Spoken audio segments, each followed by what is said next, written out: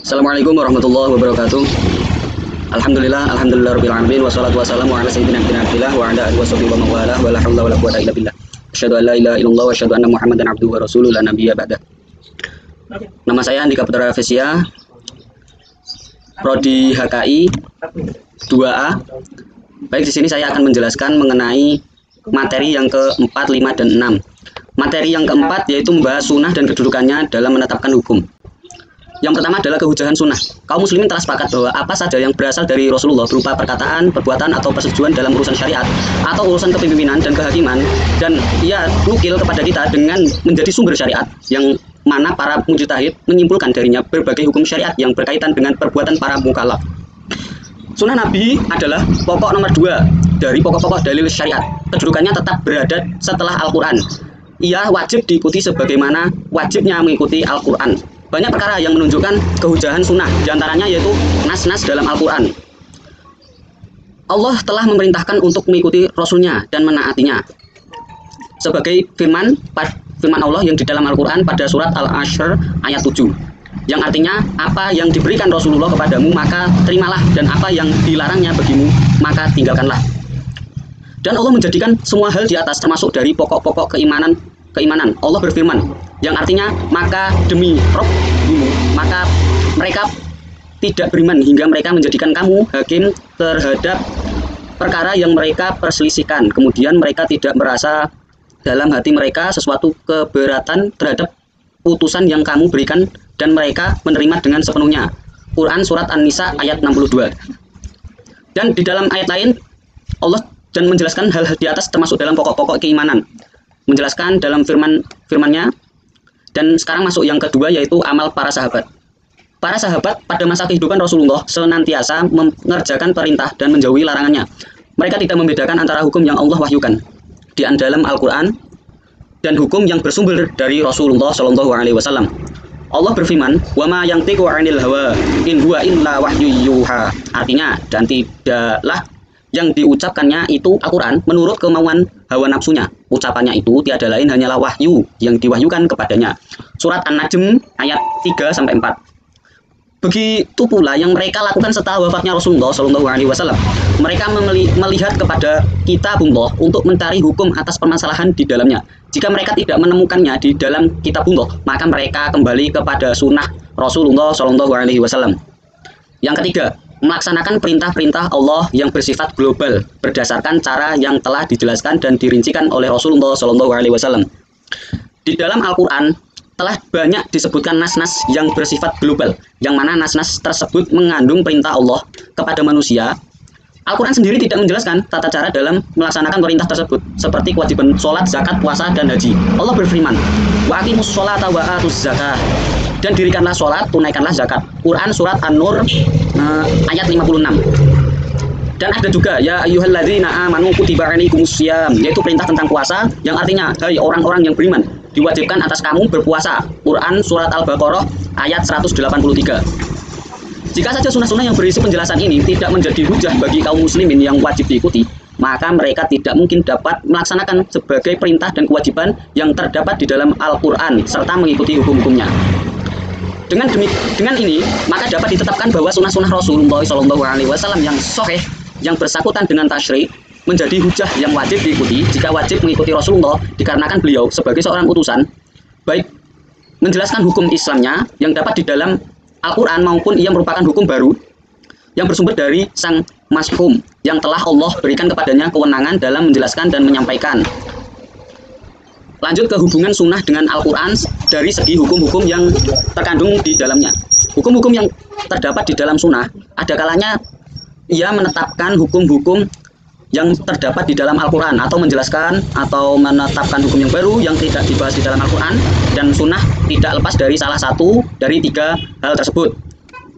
Imam Syafi'i telah menjelaskan hal ini di dalam kitab Ar-Risalah, di mana beliau membagi hukum kepada beberapa bagian, yaitu yang pertama, hukum yang Allah jelaskan kepada hambanya melalui nas, seperti kewajiban sholat, zakat, haji, mengharamkan perbuatan keji yang menampak atau tersembunyi, perzinaan, minuman keras, pemakan bangkai, daging babi, Begitu juga menjelaskan tentang pokok-pokok halal dan haram.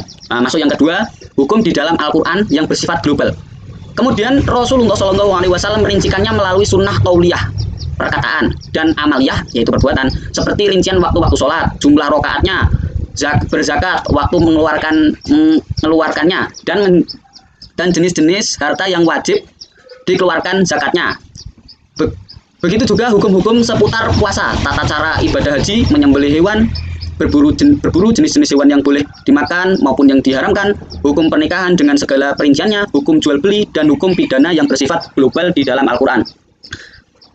Hal ini telah disyaratkan di dalam ayat mulia yang berbunyi wa anzalna ilaika dzikra litubayyina linnasi ma nuzzila ilaihim, yang artinya, dan kami turunkan kepadamu Al-Quran agar kamu menerangkan pada umat manusia apa yang telah diturunkan kepada mereka. Surat An-Nahl ayat 44. Masuk yang ketiga, yaitu hukum yang ditetapkan oleh Rasulullah SAW sendiri pada permasalahan yang hukumnya tidak terdapat di dalam Al-Quran. Diakui bahwa di dalam syariat ini ada sejumlah hukum atau aturan yang tidak ditetapkan kecuali melalui sunnah saja. Setelah mengalami perkara ini, maka kita dapat melihat bahwa sunnah Rasulullah SAW merupakan kekayaan yang subur dalam menjelaskan, merincikan hukum global di dalam Al-Quran.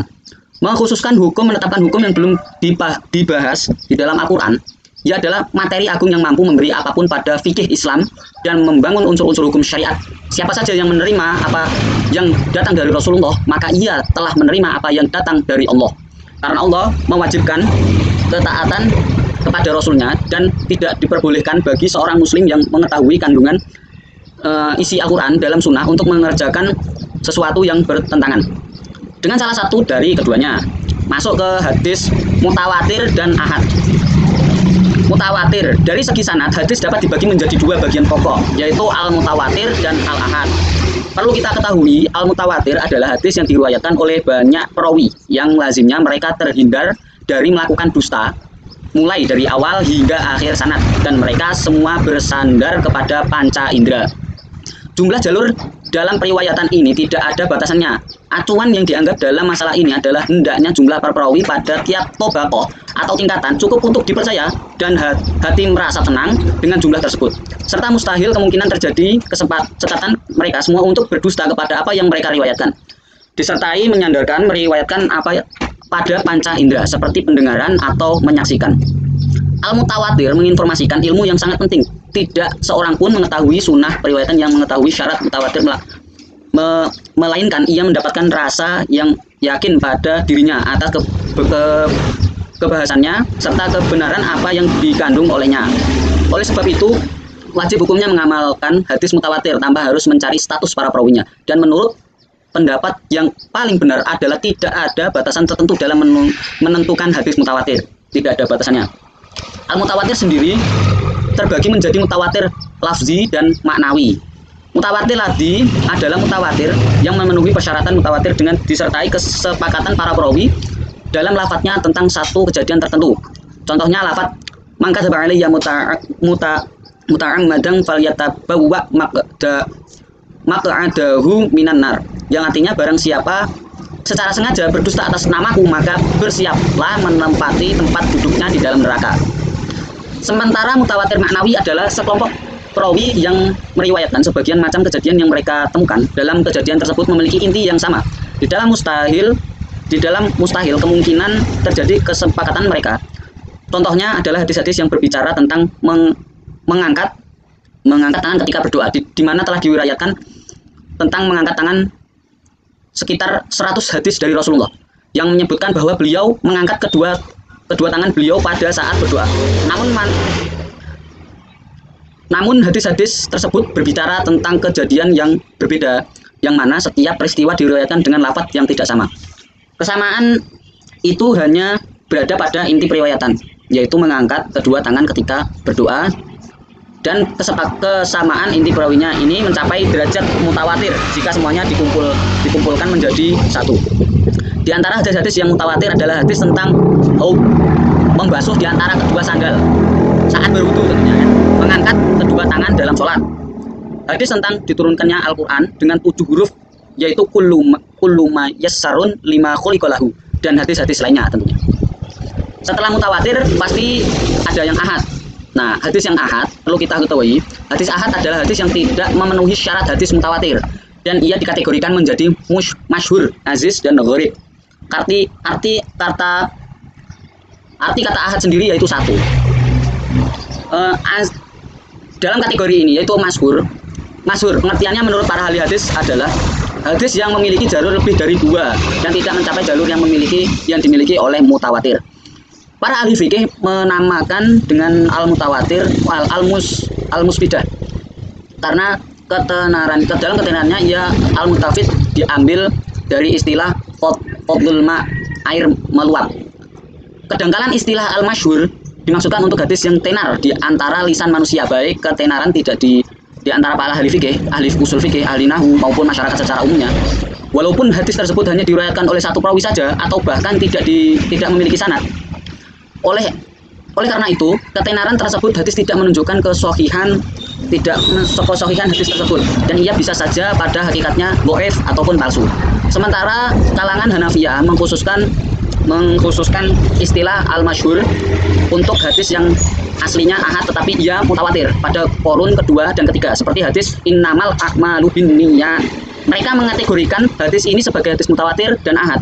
Sementara kalangan Hanafiyah mengkhususkan istilah al-masyhur untuk hadis yang aslinya ahad tetapi ia mutawatir pada qurun kedua dan ketiga seperti hadis yang tadi dibacakan. Contoh hadis yang yaitu innamal a'malu binniyat. Contoh hadis yang masyhur di kalangan ahli hadis adalah hadis riwayat Anas bahwasanya Rasulullah SAW melakukan kunut selama 1 bulan. Beliau melaksanakan ri'al dan zakwan. Contoh hadis yang masyhur di kalangan ahli hadis, ulama dan masyarakat secara umum adalah hadis yang berbunyi al-muslim man salimal muslimuna min lisanihi wa yadihi, yang artinya yang disebut sebagai seorang Islam adalah orang Islam lainnya merasa selamat dari gangguan lisan dan tangannya. Contoh hadis yang masyhur di kalangan ahli fikih adalah hadis yang berbunyi abadul halal indallahi thalaq, yang artinya perkara halal yang paling dibenci oleh Allah adalah cerai. Begitu juga hadis yang berikut, la sholata li jaril masjidi illa fil masjid. Artinya tidak ada tempat sholat bagi orang yang bersampaian dengan masjid melainkan di masjid. Contoh hadis yang masyhur di kalangan ahli usul fikih adalah hadis yang berbunyi rufi'an ummati al khoto'a wan nisyana wa mastukrihu alaih, yang artinya dimaafkan atas umatku kekeliruan, lupa, dan karena terpaksa. Ke dalam kategori hadis ahad yang aziz, yaitu hadis yang diriwayatkan oleh dua perawi pada salah satu tingkatan dari sekian tingkatan sanad, di mana perawi pada suatu tingkatan tidak kurang dari 2 orang walaupun para pembagian tingkatan jumlah perawinya lebih dari 2 orang. Kategori yang ketiga yaitu ahad yang gharib, yaitu hadis yang diriwayatkan oleh satu perawi saja pada seluruh tingkatan sanad. Contohnya adalah hadis yang melarang menjual dan mengibahkan wala. Masuk ke sunnah yang qati' dan zonni. Sunnah yang mutawatir bersumber pasti dari Rasulullah, karena mutawatir memberikan kepastian akan kebenaran suatu khabar. Indikasinya terkadang mengarah kepada suatu yang pasti apabila ia tidak mengandung makna lain, dan terkadang juga tidak mengarah kepada sesuatu yang pasti apabila mengandung makna lebih dari satu. Sementara sunnah yang akad bersumber belum pasti dari Rasulullah SAW karena sanadnya tidak memberikan kepastian akan kebenaran suatu khabar, tidak mengandung takwil, dan terkadang juga tidak mengarah kepada suatu yang pasti apabila nasnya memungkinkan untuk ditakwil. Perbandingannya ya, jika kita bandingkan antara Al-Quran dan Sunnah dari segi qad dan zon, maka jelas bagi kita bahwa seluruh isi Al-Quran memiliki sumber yang pasti. Di antara isinya ada yang indikasinya mengarah kepada suatu yang pasti dan ada pula yang indikasinya tidak mengarah kepada suatu yang pasti. Adapun sunnah, ia ada bagian yang memiliki sumber yang pasti dan ada pula yang bersumber sebelum pasti. Dan masing-masing bagian tersebut ada yang indikasinya mengarah kepada suatu yang pasti dan ada pula yang indikasinya tidak mengarah kepada suatu yang pasti. Keujahan sunnah yang sahih, baik yang mutawatir ataupun yang ahad. Sunnah mutawatir ataupun sunnah ahad yang sahih memenuhi syarat adalah ketelitian dalam hafalan, sanad yang bersambung dan berselamat dari syadz serta tercatat yang menjadi argumen yang wajib diikuti, diamalkan. Adapun sunnah yang mutawatir, perkara jelas mereka memiliki sumber pasti, yaitu dari Rasulullah SAW. Adapun sunnah yang akad, walaupun sumber sebelum pasti dari Rasulullah, tetapi ketidakpastian ini menjadi dominan berkat syarat-syarat yang terpenuhi pada para perawi seperti al-adalah dan ketelitian dalam hafalan. Keunggulan yang dimiliki oleh suatu yang belum pasti ini cukup menjadi dasar akan kewajiban beramal dengan sementara kebanyakan hukum itu berdiri di atas perkiraan yang unggul, dan jika semua hukum amaliyah dalilnya harus pasti, maka itu sulit untuk terwujud dan bahkan manusia akan berada dalam kesulitan. Ya mungkin itu saja untuk materi yang 4 ini. Baik, kita lanjut ke materi yang kelima, yaitu mengenai perhatian ulama terhadap takhrij hadis, mengetahui letaknya dan mempermudah dalam mengungkap statusnya. Hadis-hadis masyhur atau maudhu palsu yang menyebar di lisan masyarakat. Banyak di kalangan ulama di berbagai masa yang memberikan perhatian terhadap hadis-hadis yang sering diucapkan orang. Banyak yang menjelaskan derajat dan mengkategorikan dalam dhaif, palsu, atau bahkan yang tidak memiliki sumber sama sekali walaupun tersebar di lisan-lisan masyarakat. Hadis-hadis maudhu. Kitab-kitab terpenting yang memperhatikan hal tersebut adalah sebagai berikut. Misalnya Al-La'li, Al-Matsurah, Al-Maqrid, Al-Hasanah, dan Al-Dawror, Al-Mustasirah. Para ulama juga memberikan perhatian terhadap kitab-kitab mustolah hadis dan kitab-kitab rijal para perawi, kitab rijal atau perawi hadis. Jar dan takdil yang disertai dengan standar-standar yang menentukan kesohihan sanad walaupun mantan mereka berbicara mengenai syarat-syarat diterimanya seorang perawi dan dari sisi adalah 29, dan ketelitian serta berbicara mengenai jar dan takdil, lafaz-lafaz yang menggunakan pada keutamaan yang tingkat-tingkatannya. Akhirnya ditulislah kitab-kitab yang membicarakan mengenai profil para perawi hadis agar dapat dibedakan antara perawi yang kuat dan perawi yang lemah, serta perawi yang jujur dan yang pendusta. Dengan tujuan untuk menjaga sunnah, metode penulisan kitab-kitab tersebut pun bermacam-macam dari segi sunnah. Metode penulisan kitab-kitab tersebut pun bermacam-macam dari segi umum dan khususnya. Di antara karangan yang paling terkenal dalam hal ini yaitu karangan yang mengenalkan profil para sahabat. Seluruh sahabat memiliki sifat adalah. Manfaat dari mengenal profil mereka adalah membedakan hadis mursal dengan hadis mausul. Yang pertama, yang A, al-iftirab fil ma'rifah. Yang B, pusat al-ghobah fi ma'rifah asy-syabah. Yang D, al-ishabah fi tanyi. Yang kedua, karangan tentang tingkatan-tingkatan para perawi. Ia mencakup profil para syekh tiap tingkatan, baik tingkatan mereka secara umum ataupun tingkatan orang-orang yang dikhususkan. A, Al-Tabrani atau Baqah Al-Kubra. Yang B, Tazkirah Al-Husfiyah. Yang ketiga, karangan yang berbicara tentang semua perawi hadis secara umum, yaitu kitab yang pembahasannya tidak terkhusus pada profil-profil perawi pada kitab tersebut, seperti Al-Takhrij Al-Kabir dan Al-Jar At-Ta'dil. Yang keempat, karangan-karangan yang mengurus profil-profil para perawi pada kitab tertentu. Misalkan kitab yang khususnya mengulas profil para perawi di dalam kitab As-Sahihain, yaitu kitab Al-Jami'u Baina Rijal As-Sahihain. Karangan Abu Fadil Muhammad bin Zohir Al-Maqdisi yang dikenal dengan Ibnu Al-Qurani. Kitab-kitab yang khusus membahas profil para perawi di dalam kitab kutub Al-Sittah, yaitu Al-Kamal fil Asma Ar-Rijal karangan Al-Hafiz Abdul Ghani Al-Maqdisi. Dan para ulama telah mengoreksi dan meringkasnya menjadi kitab-kitab tersebut, yaitu Tahzib Al-Kamal, Tahzib Al-Tahzib,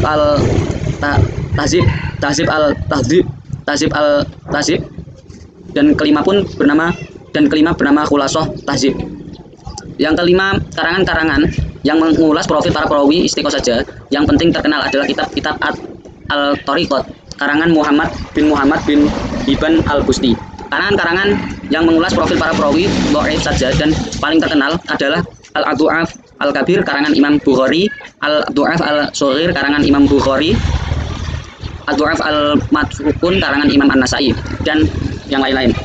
Awal pembukaan sunnah Rasul pada zaman Rasulullah SAW sebagaimana diketahui bahwa orang-orang sebelum datangnya Islam tidak mengenal menulis dan membaca. Namun Mekah merupakan pusat perdagangan menjadi saksi yang keberadaan sebagian orang yang bisa menulis dan berbicara pada saat sebelum diutusnya Nabi.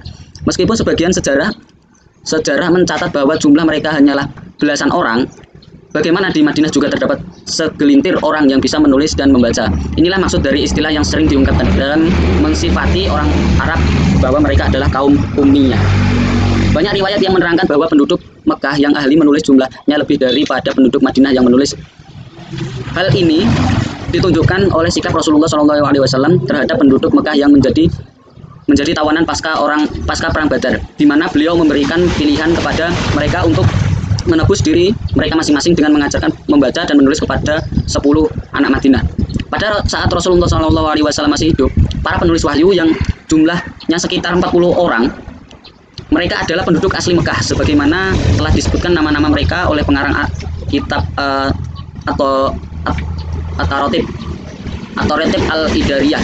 Bahkan Imam Baladzuri di dalam karangannya yang berjudul Futuh al-Buldan menyebutkan ada beberapa wanita yang pandai menulis. Di antara mereka adalah Ummul Mukminin Hafsah, Ummu Kulsum bin Utbah, Asy-Syafa binti Abdullah al-Quraisyiyah, Aisyah binti Sa'ad, dan Karimah binti Miqdad. Padahal kaum muslimin mengalami pergantian dari satu keadaan kepada keadaan yang lain selama mereka tinggal di Madinah. Kemudian jumlah orang yang pandai menulis pun mulai banyak setelah Nabi menyuruh Abdul bin Sa'id bin As untuk mulai belajar. Setelah Nabi menyuruh Abdullah bin Sa'id kemudian beliau dikenal sebagai ahli tulis yang handal sebagaimana disebutkan oleh Ibnu Abdil Bar dalam kitab Al-Isti'ab. Ibnu Sa'ad menyebutkan bahwa orang-orang Ash'ar yang ikut berbaiat mengirim pesan kepada Rasulullah SAW pada saat itu, yaitu pada saat masih tinggal di Mekah dan mengajarkan kaum kami Al-Quran. Lalu Rasulullah pun mengutus kepada mereka Mus'ab bin Umar, dan ia pun membacakan kepada kami Al-Quran dan mengajarkannya. Ada pula hadis yang artinya, janganlah kalian menulis dariku. Barang siapa menulis dariku selain Al-Quran, hendaklah menghapusnya dan sampaikanlah dariku dan tidak ada dosa. Barang siapa berdusta atas namaku dengan segala, maka hendaklah menyiapkan tempat kedudukan di neraka. Hadis di atas adalah hadis sahih yang menjelaskan larangan terhadap penulis hadis. Imam An-Nawawi berkata dalam menjelaskan hadis tersebut, Al-Qotni berkata, terjadi perbedaan pendapat di antara para salaf dari kalangan sahabat dan tabi'in mengenai hukum menulis ilmu hadis. Banyak dari mereka yang memakruhkannya, tetapi mayoritas mereka membolehkannya. Kemudian muncullah kesepakatan dari para ulama tentang kebolehan menulis. Maka hilanglah perbedaan pendapat tersebut. Para ulama berbeda pendapat tentang maksud dari larangan menulis tersebut. Di antara mereka berpendapat bahwa larangan tersebut ditunjuk kepada siapa saja yang hafalannya kuat dan dikhawatirkan akan bergantung pada tulisan jika hadis-hadis tersebut ditulis. Adapun hadis-hadis yang menunjukkan kebolehan menulis hadis ditunjukkan kepada orang-orang yang tidak kuat hafalannya, seperti hadis Nabi yang berbunyi Astabu li Abi Syah, yang artinya tuliskan, yakni hadis untuk Abu Syah. Begitu juga dengan hadis Syahifah.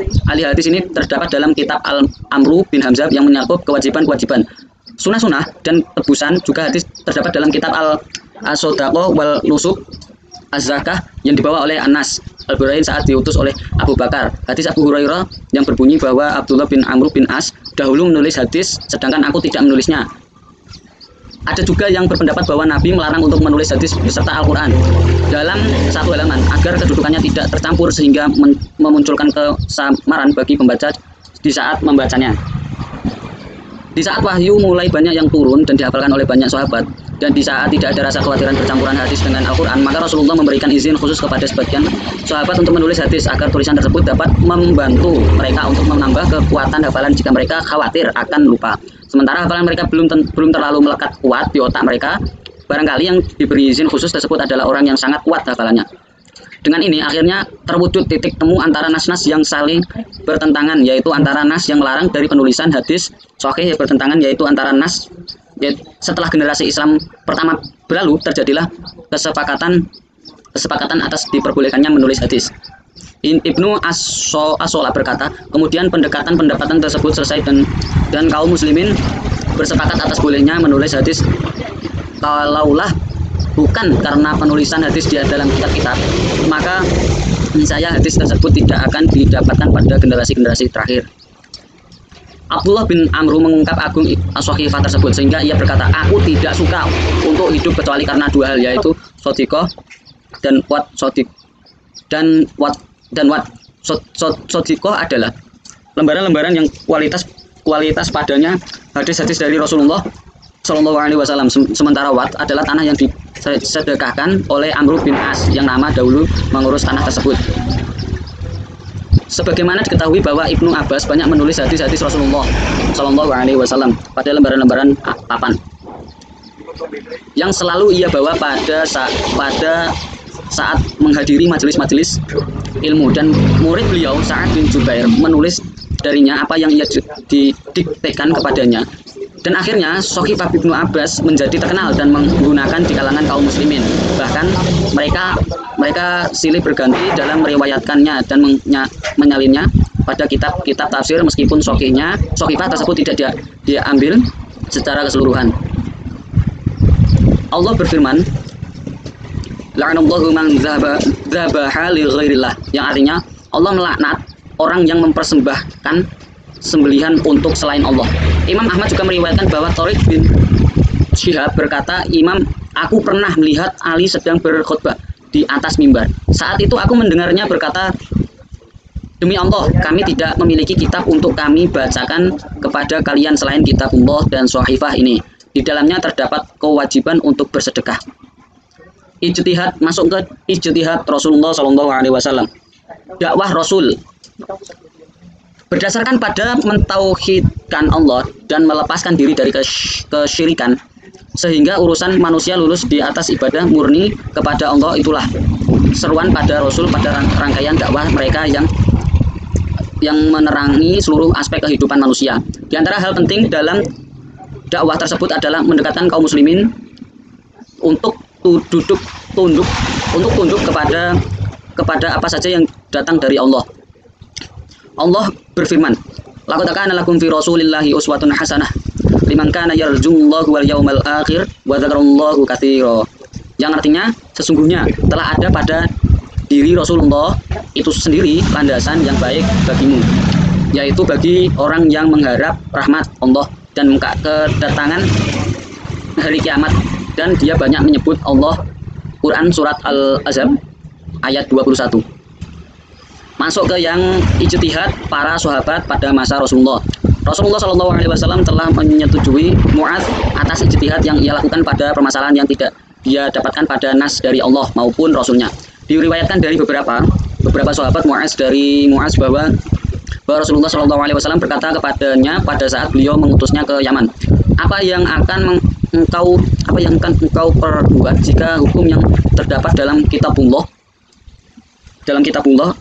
Nabi kembali bertanya, bagaimana jika engkau tidak mendapatkannya di dalam kitabullah? Dia menjawab, maka dengan sunnah Rasulullah Shallallahu Alaihi Wasallam. Nabi pun bersabda, yaitu menjawab, aku berijtihad dengan pendapatku dengan sungguh-sungguh. Lalu Nabi memukul dadanya seraya berkata, segala puji bagi Allah yang telah menunjukkan utusan Rasulullah SAW kepada sesuatu yang diridhoi Allah Subhanahu Wa Taala. Masuk ke ijtihad yang mereka lakukan, yaitu ijtihad yang mereka lakukan saat mereka tidak bersama Nabi. Terdapat beberapa peristiwa yang mana para sahabat melakukan ijtihad padanya di saat ketidakhadiran Nabi Shallallahu Alaihi Wasallam bersama mereka. Kami akan menyebutkan sebagaimana para poin-poin berikut ini, yaitu yang pertama, Rasulullah Shallallahu Alaihi Wasallam berkata kepada para sahabat pada hari perang Ahzab, jangan ada salah satu dari kalian melaksanakan sholat Azhar kecuali di Bani Quraisy. Sebagian dari mereka berijtihad untuk melaksanakan di tengah perjalanan saat tiba waktu asar, dan mereka berkata, beliau tidak bermaksud supaya kita mengakhirkan pelaksanaannya, namun beliau bermaksud supaya pemberangkatannya disegerakan dan perjalanannya dipercepat. Mereka ini melihat maksud dari perintah Nabi tersebut, sementara sahabat yang lain berijtihad untuk mengakhiri sholat sampai di Bani Quraisy. Yang kedua, ketika Ali karamallahu wajhah, mereka di Yaman. datang kepadanya 3 orang yang saling memperebutkan seorang anak, yang masing-masing dari mereka mengatakan, dia adalah anakku. Lalu Ali karramallahu wajhah bertanya kepada mereka satu persatu, apakah engkau rela jika anak ini menjadi milik orang ini? Tetapi mereka semua tidak merelakannya. Kemudian Ali berkata, kalian semua adalah sekutu yang saling bertengkar. Lantas Ali karramallahu wajhah mengadakan undian. Lalu ini memutuskan serta membebankan orang lain yang kalah undian. Lalu umpaya gambar peristiwa ini kepada Nabi SAW dan beliau pun tertawa sampai giginya gerahamnya terlihat karena keputusan Ali SAW yang memutuskan untuk melaksanakan undian tadi. Dalam permasalahan di atas, Ali menganggap orang yang menang dalam undian berposisi sebagai orang yang merusak hak orang lain. Masuk yang ketiga, poin yang ketiga yaitu riwayat tentang perangkap singa yang terkenal adalah riwayat dari Ali SAW. Diuraikan bahwa sekelompok penduduk Yaman mendatangi lubang perangkap untuk singa. Mereka berkerumun dan berdesak-desakan di sekitar mulut lubang tersebut. Kemudian salah seorang dari mereka jatuh dalam lubang tersebut dan ia menarik orang kedua. Bersamanya kemudian orang kedua tersebut juga menarik orang ketiga, serta orang ketiga menarik orang keempat bersamanya, dan mereka pun akhirnya mati karena singa, karena jatuh semuanya ke lubang yang sama karena saling tarik-menarik. Imam Asy-Syaukani berkata di dalam kitab Nail al-Autar, keputusan yang dikeluarkan oleh Amirul Mukminin dalam disetujui saling tarik-menarik ke dalam sumur adalah sebagaimana yang telah dari orang yang berkerumun dan saling berdekatan di atas mulut sumur. Maka orang yang pertama kali jatuh ke dalam lubang mendapatkan seperempat harta diat. Masuk yang ke poin yang ke D, yang keempat. Ada 2 sahabat Nabi yang melakukan shofar, dan waktu shofar pun tiba, dan di pertengahan shofar mereka tidak memiliki air untuk berwudu. Akhirnya mereka melakukan tayamum. Ketika waktu sholat tersebut sebelum habis mereka menemukan air, maka salah satu dari mereka mengulang sholatnya, sedangkan sahabat lainnya tidak mengulangnya. Setelah itu mereka mendatangi Rasulullah SAW dan menceritakan hal tersebut. Kemudian Rasulullah SAW berkata kepada mereka, asobata sunnata wa ajza'atka sholatuk, yang artinya perbuatanmu sesuai dengan sunnah dan sholatmu sudah dianggap sah bagimu. Beliau juga berkata kepada sahabat yang mengulang sholatnya, lakal ajru marrotain, yang artinya engkau mendapatkan 2 pahala. Poin yang kelima yaitu diriwayatkan dari Amr. Ia berkata, aku mengalami junub dan aku tidak mendapatkan air. Lalu aku berguling-guling di atas tanah dan kemudian aku sholat. Setelah aku menceritakannya kepada Nabi dan beliau bersabda, yang artinya sebenarnya begini begini saja, cukup bagimu melakukan tayamum. Beliau kemudian mengusap wajah dan kedua telapak tangannya. Masuk poin yang F, sikap diamnya Nabi.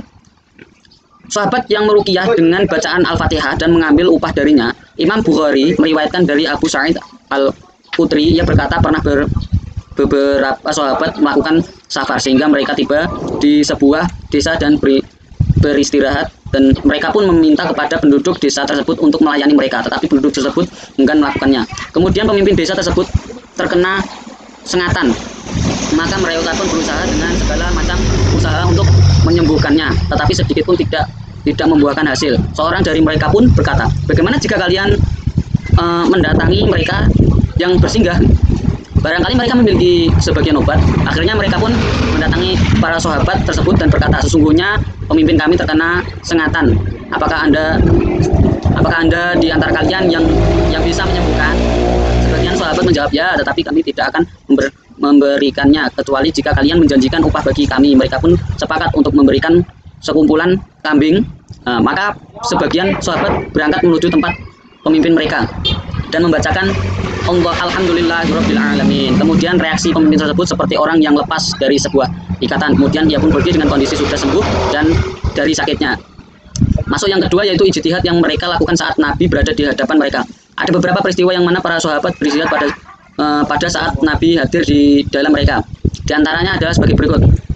Sa'ad bin Mus'ad melakukan ijtihad di saat ia menghadapi Bani Quraisyah, dan beliau berhukum berhukum suatu hasil ijtihad, padahal Nabi Shallallahu Alaihi Wasallam berada di hadapannya. Nabi Shallallahu Alaihi Wasallam pun membenarkan hasil ijtihadnya. Diriwayatkan dari Abu As'ad Al-Khudri, ia berkata, sesungguhnya penduduk Turiso menyetujui hukum yang diputuskan oleh Sa'ad bin Mus'ad. Kemudian Rasulullah Shallallahu Alaihi Wasallam mengirimkan surat kepada Sa'ad bin Mus'ad dan ia pun mendatangi beliau dengan mengendarai keledai. Mendatangi beliau dengan mengendarai keledai. Ketika ia sudah dekat dengan masjid, Rasulullah Shallallahu Alaihi Wasallam bersabda, dan berdirilah menuju tuan kalian atau orang terbaik kalian. Maka ia pun duduk di dekat Nabi Shallallahu Alaihi Wasallam dan berkata, sesungguhnya mereka setuju dengan hukum yang engkau tentukan. Maka Sa'ad pun berkata, keputusanku adalah siapa yang ikut memerangi hendaknya dibunuh, akan anak cucu mereka ditawan.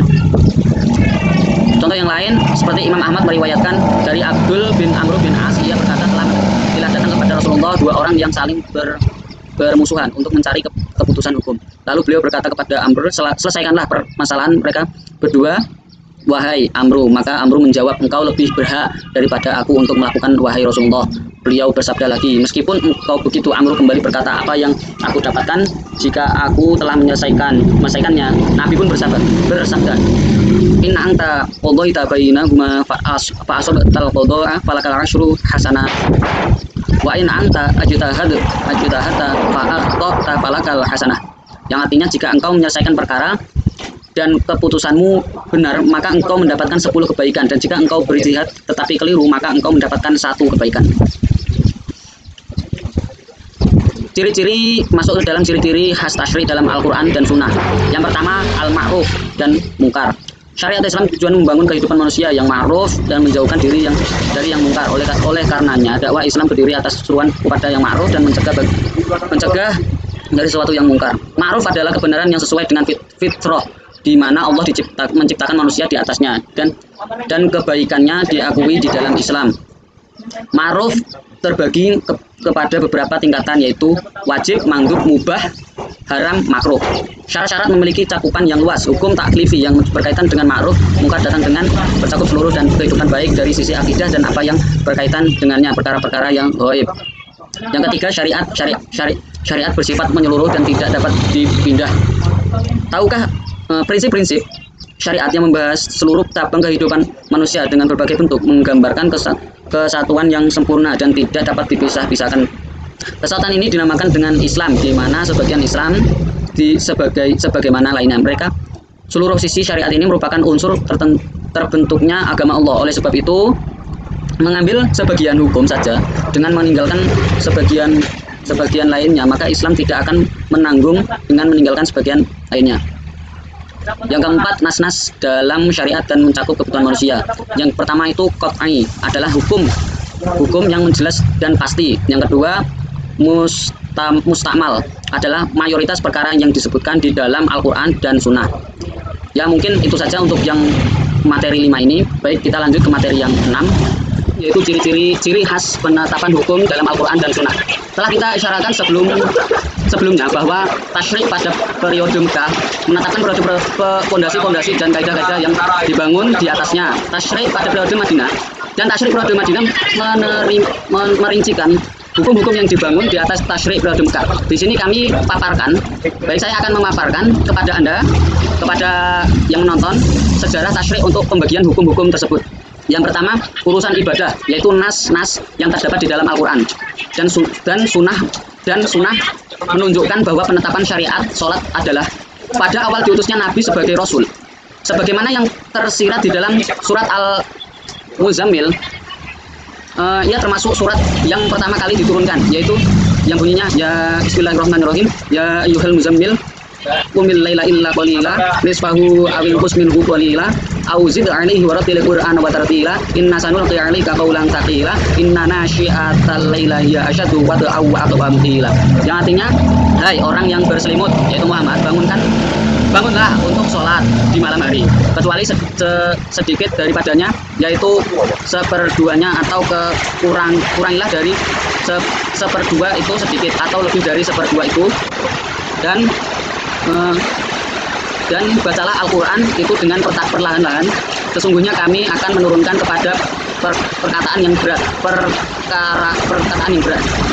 Sesungguhnya hanya bangun waktu malam adalah lebih tepat untuk khusyuk dan bacaan di waktu itu lebih berkesan.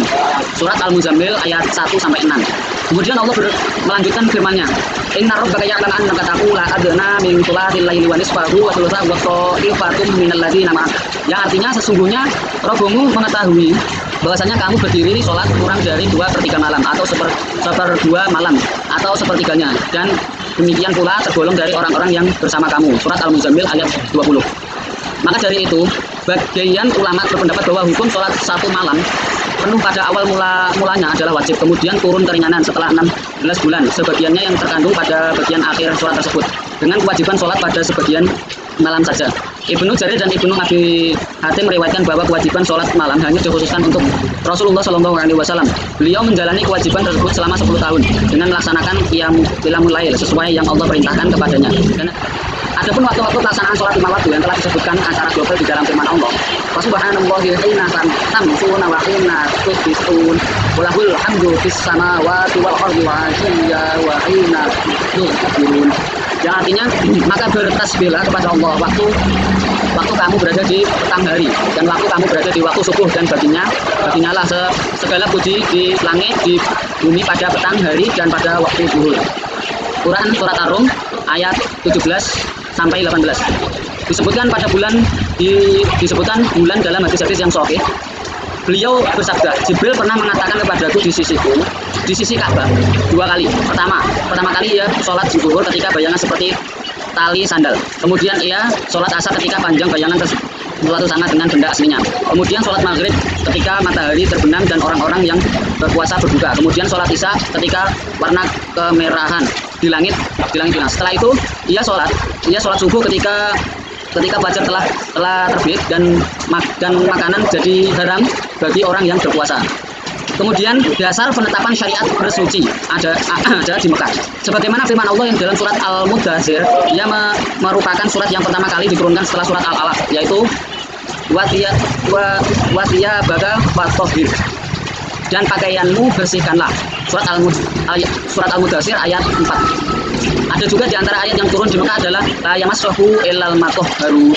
Artinya tidak menyentuhnya kecuali orang-orang yang bersuci. Adapun waktu itu ia mendekati wajibnya sholat, karena sholat tidak akan sah tanpa wudu. Maka penetapan wajib wudu diturunkan setelah turunnya kewajiban sholat. Namun Ibnu Hasan berpendapat bahwa wudu tidak disyariatkan kecuali Madinah dan dengan berhujah.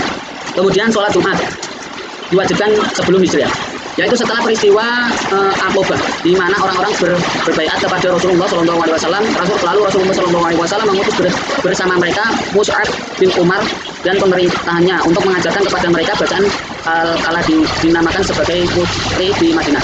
Ketika ia sampai di Madinah, ia singgah di rumah As'ad bin Zurarah dan sholat bersama mereka.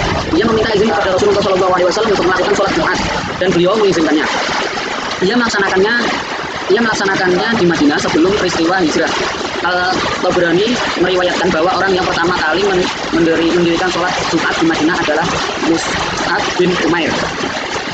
Ibnu Katsir berkata di dalam tafsirnya, sesungguhnya penamaan Jumat dengan nama ini karena merupakan pecahan dari kata al-jum yang bermakna pengumpulan. Sesungguhnya kaum muslimin berkumpul pada pelaksanaan ibadah tersebut tiap suatu pekan sekali di tempat-tempat ibadah yang besar pada hari tersebut, penciptaan seluruh makhluk setelah sempurna.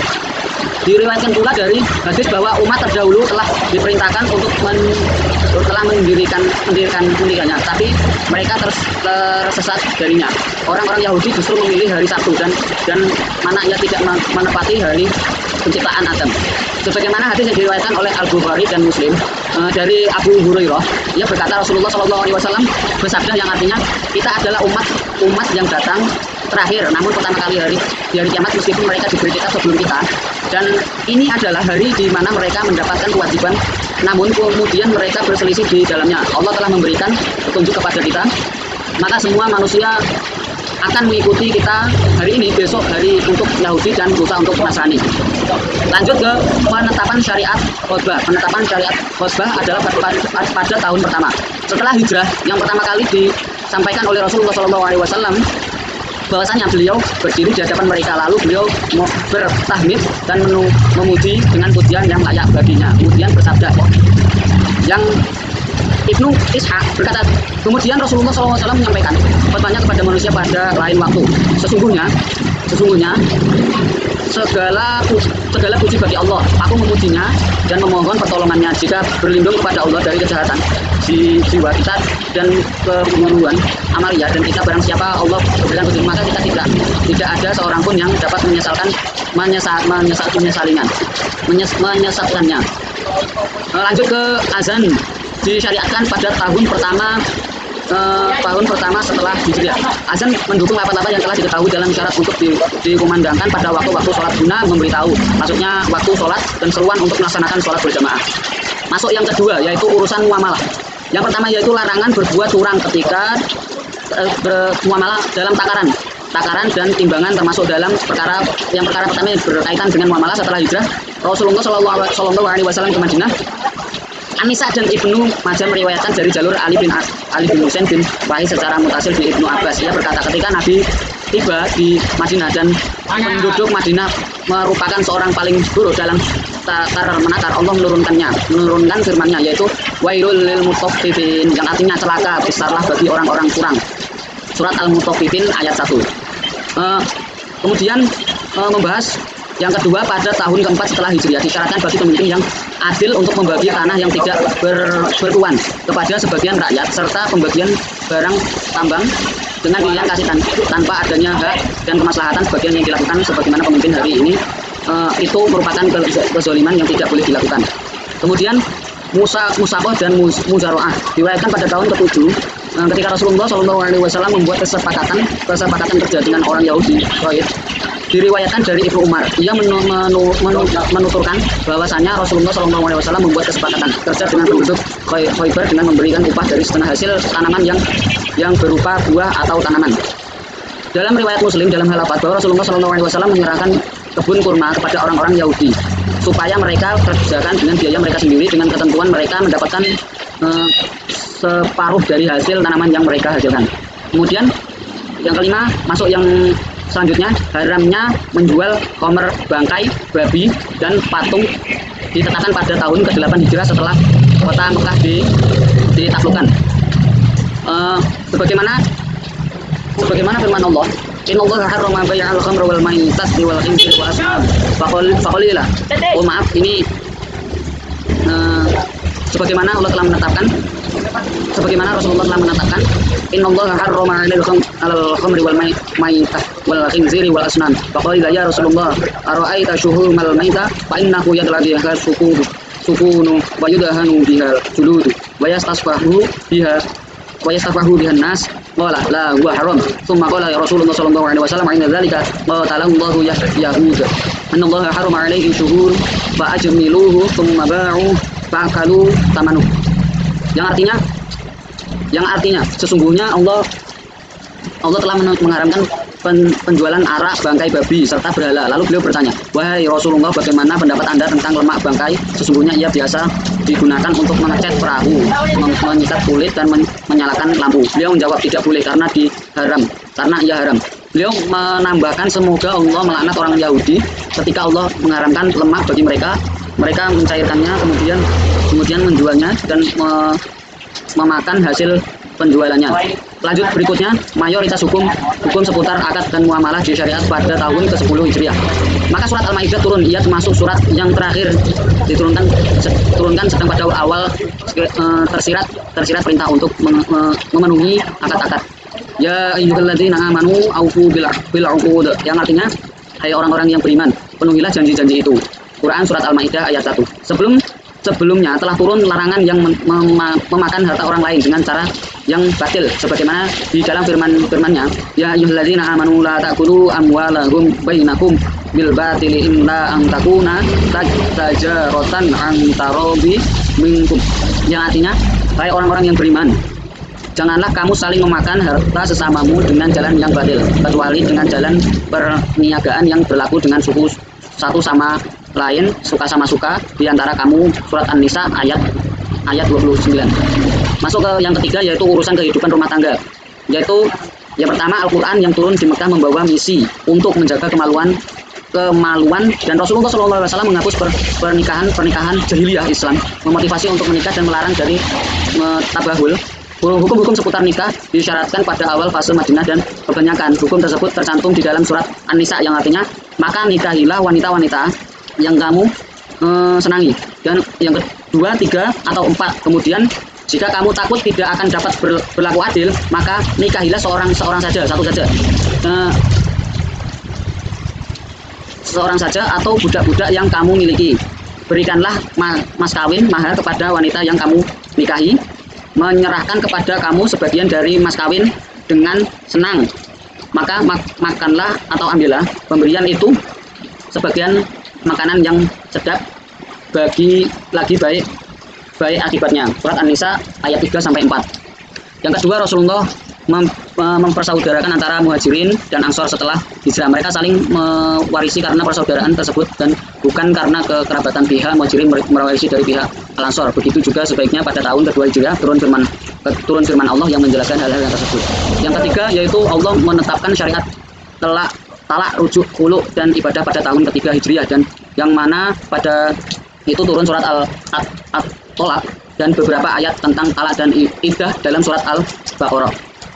Ya, kemudian syariat tentang meminta izin dan hijab pertama kali ditetapkan pada tahun kelima Hijriah dengan ayat yang mengkhususkan hijab bagi para istri Rasulullah SAW dalam surat Al-Ahzab, dan termasuk syariat yang turun sesuai dengan usulan Umar bin Khattab sebagaimana disebutkan di dalam Al-Sahihain.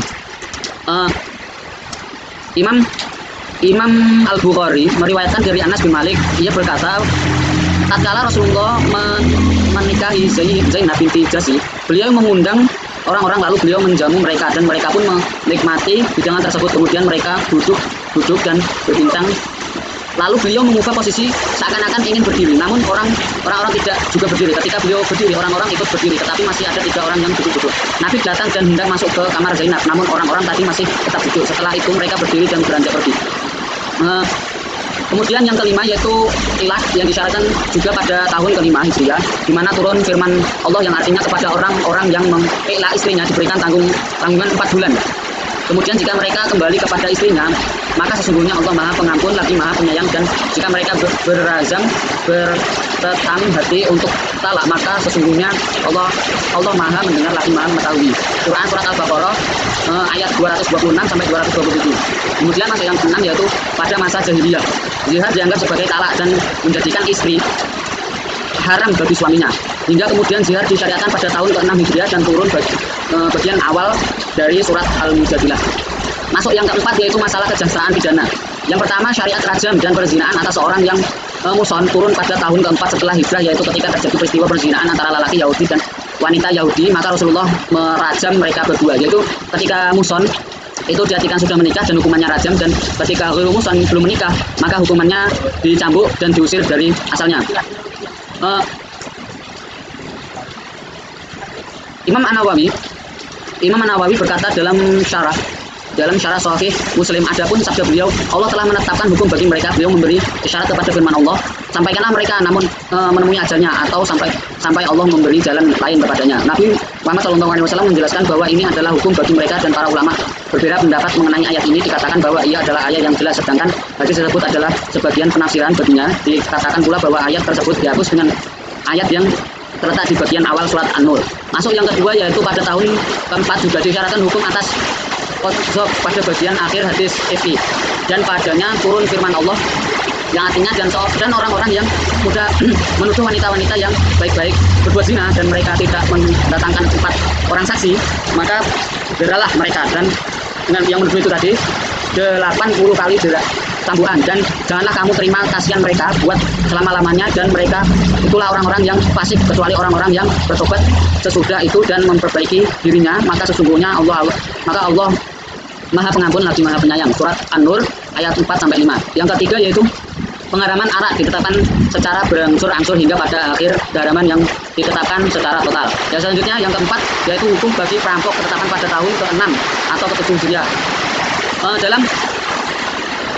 Dalam Sahih Al-Bukhari disebutkan dari Abu Hurairah berkata mereka telah mencuri, membunuh akhir setelah mereka beriman dan memerangi Allah dan Rasulullah. Dalam Sahih Muslim diriwayatkan dari Anas dia berkata sesungguhnya Rasulullah SAW mendongkel mata mereka hanya karena mereka telah mendongkel mata para gembala dan dalam riwayat ada penambahan dan beliau menyalib mereka.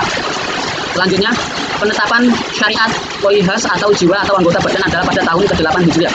Islam menghapuskan kebiasaan yang berlaku pada masa jahiliyah yang berupa pembedaan dalam penetapan kisos berdasarkan pangkat dan nasab dan Allah memerintahkan keadilan dan kesejahteraan. Yang kelima, urusan jihad dan gerilya hubungan antar negara. Yang pertama, syariat izin untuk berperang diturunkan pada tahun pertama setelah Hijriah Rasulullah SAW, yaitu dengan turunnya firman Allah yang berbunyi, yang artinya telah diizinkan berperang bagi orang yang diperangi karena sesungguhnya mereka telah dianiaya dan sesungguhnya Allah benar-benar Maha Kuasa menolong mereka itu, yaitu orang-orang yang telah diusir dari kampung halamannya. Mereka tanpa alasan yang benar, kecuali mereka berkata Tuhan kami hanyalah Allah, dan sekiranya Allah tidak menolak keganasan sebagaimana manusia dengan sebagaimana yang lain. Tentu telah dirobohkan biara-biara Nasrani, gereja-gereja, rumah-rumah ibadah Yahudi dan masjid yang di dalamnya banyak disebut nama Allah. Sesungguhnya Allah pasti menolong orang yang menolong agama. Sesungguhnya Allah benar-benar maha kuat lagi maha perkasa, yaitu orang-orang yang jika kami teguhkan kedudukan mereka dibunuh ini saya mereka mendirikan sholat, menunaikan zakat, menyuruh berbuat ma'ruf dan mencegah dari perbuatan dan yang mungkar dan kepada Allah lah kembali segala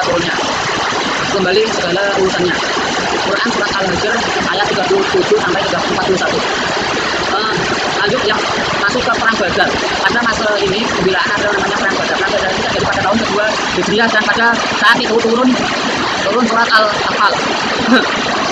yang artinya mereka menanyakan kepadamu tentang bagian harta rampasan perang. Katakanlah harta rampasan perang kepadanya Allah dan Rasul. Oleh sebab itu bertakwalah kepada Allah dan perbaikilah perhubungan di antara sesamamu dan taatlah kepada Allah dan Rasulnya jika kamu adalah orang-orang yang beriman. Surat Al-Anfal ayat 1.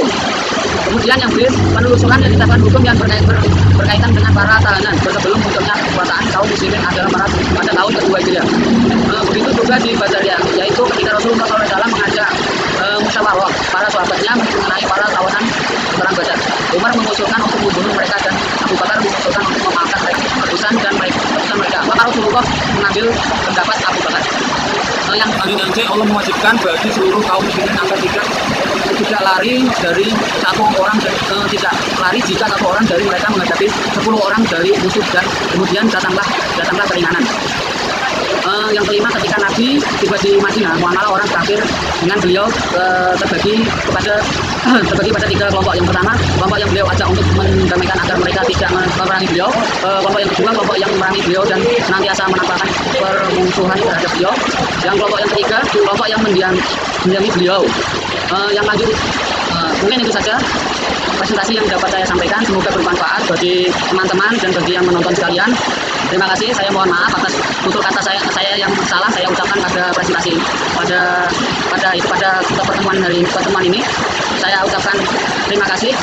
Sekian dari saya. Wassalamualaikum warahmatullahi wabarakatuh.